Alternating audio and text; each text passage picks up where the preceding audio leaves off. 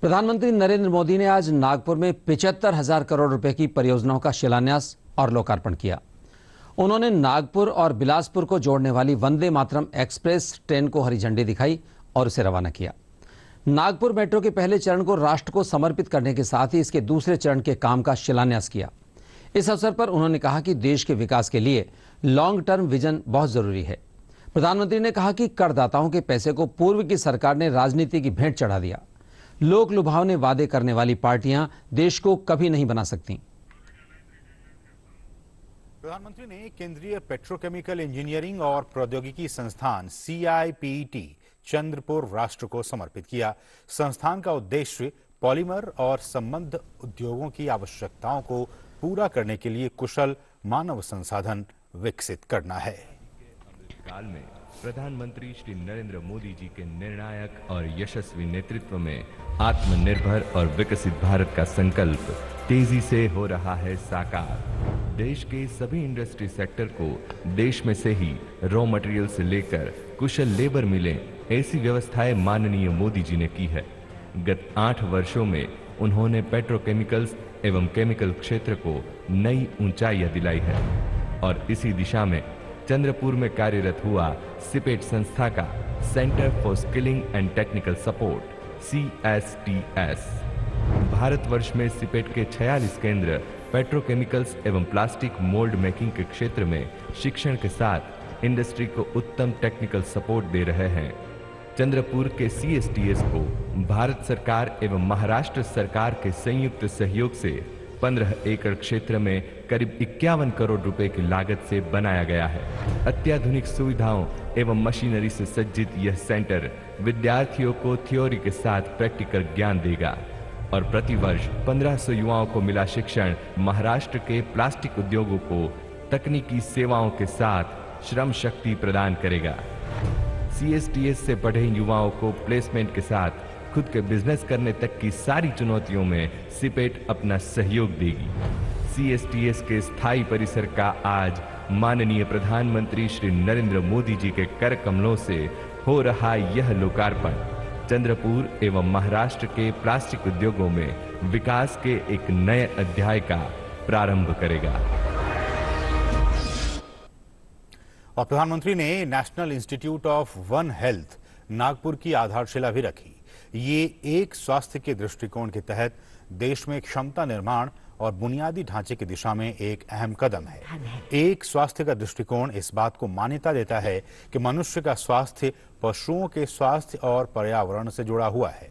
संस्थान की स्थापना 110 करोड़ रुपए से अधिक की लागत से की जाएगी।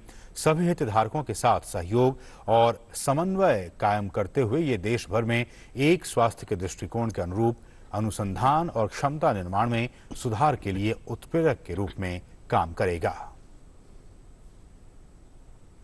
समृद्धि महामार्ग से नागपुर और मुंबई के बीच दूरी तो कम होगी ही, ये महाराष्ट्र के 24 जिलों को आधुनिक कनेक्टिविटी से जोड़ रहा है। इससे खेती किसानी को आस्था के विभिन्न स्थलों में आने जाने वाले श्रद्धालुओं को, उद्योगों को बहुत बड़ा लाभ होने वाला है।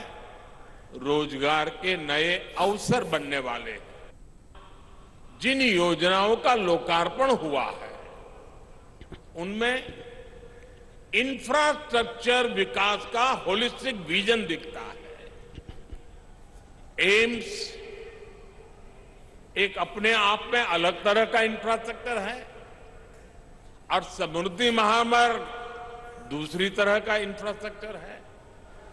इसी तरह वंदे भारत एक्सप्रेस और नागपुर मेट्रो दोनों ही एक अलग प्रकार का कैरेक्टर है उस इंफ्रास्ट्रक्चर का, लेकिन ये सब एक बुके में, एक गुलदस्ते में अलग अलग फूलों की तरह जिससे निकलकर विकास की खुशबू जन जन तक पहुंचेगी।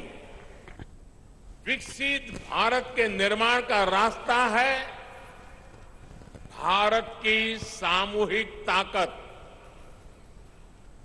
विकसित भारत के निर्माण का मंत्र है।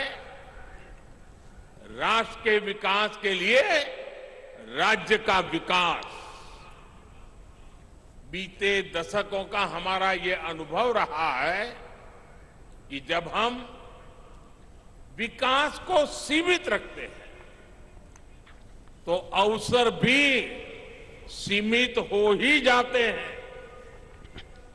जब शिक्षा कुछ ही लोगों, कुछ ही वर्गों तक सीमित थी तो राष्ट्र का टैलेंट भी पूरी तरह निखर कर सामने नहीं आ पाया।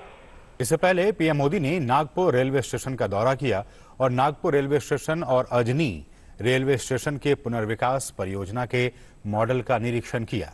दोनों स्टेशनों का कायाकल्प करीब 590 करोड़ रुपए और 360 करोड़ रुपए की लागत से किया जाएगा। और प्रधानमंत्री ने नागपुर रेलवे स्टेशन पर नागपुर और बिलासपुर के बीच वंदे भारत एक्सप्रेस ट्रेन को हरी झंडी दिखाई। इस मौके पर मुख्यमंत्री एकनाथ शिंदे भी मौजूद थे। वंदे भारत जीपीएस आधारित ऑडियो विजुअल यात्री सूचना प्रणाली से लैस है। यात्री ऑनबोर्ड हॉटस्पॉट वाईफाई सुविधा का भी लाभ उठा सकते हैं। वंदे भारत एक्सप्रेस बिलासपुर से नागपुर तक 400 किलोमीटर से अधिक की दूरी तय करेगी।